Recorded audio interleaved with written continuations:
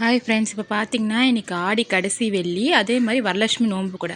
அதனால் காலையில் மஞ்சள் தண்ணி தெளித்து கோலம் போட்டுட்டு வாசலை வீடை தொடச்சிட்டு சாமி விளக்கு மட்டும் காமாட்சி விளக்கு மட்டும் தேய்ச்சிட்டு நான் சாமி கும்பிட்டேன். வெறும் பால், நம்ம வெச்சப்படாத பால், ஃபஸ்ட்டு பால் எடுத்து சாமி கும்பிட்டாச்சு.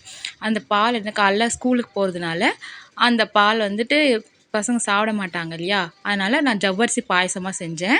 போயிட்ட பிறகு ஜவ்வரிசி 5 நிமிஷம் முன்னாடி ஊற வச்சுருந்தேன். அந்த ஜவ்வரிசி கொஞ்சமாக தண்ணி, 1 டம்ளர் தண்ணி மட்டும் ஊற்றிக்கோங்க.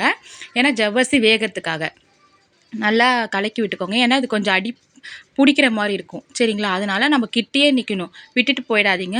கிட்டே நின்று கிளறிட்டுக்கிட்டே இருங்க ஒரு 5 நிமிஷம். அப்புறம் இந்த மாதிரி கெட்டியாகிடும். கண்ணாடி பக்கத்துக்கு வந்துடும் அந்த ஜவ்வரிசி. பதத்துக்கு வந்த பிறகு நீங்கள் வந்துட்டு கொஞ்சம் சர்க்கரை, 1/4 கிலோ சர்க்கரை, ஸ்வீட்டுக்கு ஏற்ற மாதிரி போட்டுக்கோங்க. நான் ஸ்வீட் கம்மியாக போட்டிருக்கேன். 1/4 கிலோ அந்த 1/4 டம்ளர் சர்க்கரை போட்டிருக்கேன். அது போட்டு நல்லா சர்க்கரை கரையிற வரைக்கும் கிண்டி விட்டுக்கோங்க. சர்க்கரை நல்லா கரைஞ்ச உடனே நமக்கு சாமிக்கு வச்சுருந்தோம் இல்லைங்களா பால், சாமிக்கு அந்த பால் எடுத்து ஊற்றிக்கோங்க. திக்கு பால், அது திக்கு பாலாகவே ஊற்றிக்கோங்க. ஊற்றிட்டு நல்லா கிண்டிக்கோங்க. நல்லா ஜவ்வரிசியும் பாலும் நல்லா மிக்ஸ் ஆகணும், கிண்டிக்கோங்க. இந்த ஸ்டேஜில் வந்து ஏலக்காய் தூள் போடணும். என் பையனுக்கு ஏலக்காய் தூள் பிடிக்காதனால நான் போடலை, சரிங்களா? நீங்கள் போட்டுக்கோங்க. போட்டுட்டு நல்லா மிக்ஸ் பண்ணிகிட்டே இருக்குங்க. கொஞ்சம் திக்காகும் பால். அந்த ஜவ்வரிசியும் பாலும் கொஞ்சம் திக்கான பிறகு ஒரு பபுள்ஸ் வரும், 2 பபுள்ஸ் 3 பபுள்ஸ் கிட்ட வந்துடும், சரிங்களா? அது வரைக்கும் கிண்டி விட்டுக்கிட்டே இருங்க. ஏன்னா கொஞ்சம் பிடிக்கும், ஏன்னா ஜவ்வரிசினால் அது பால் வந்து திக்காகிறனால பிடிக்கும். கிண்டி விட்டுக்கிட்டே இருக்கோங்க. பாருங்கள், இந்த மாதிரி கண்ணாடி பதத்துக்கு வந்துச்சு பார்த்தீங்களா, கொடி வந்துச்சு பார்த்தீங்களா? இந்த ஸ்டேஜில் வந்து ஆஃப் பண்ணிவிடுங்க.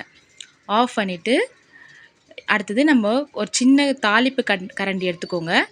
ஏன்னா நம்ம முந்திரி திராட்சை தாளிக்கிறதுக்காக, சரிங்களா? அதில் வந்துட்டு ஒரு 1/2 டீஸ்பூன் வந்து நெய் போட்டுக்கோங்க.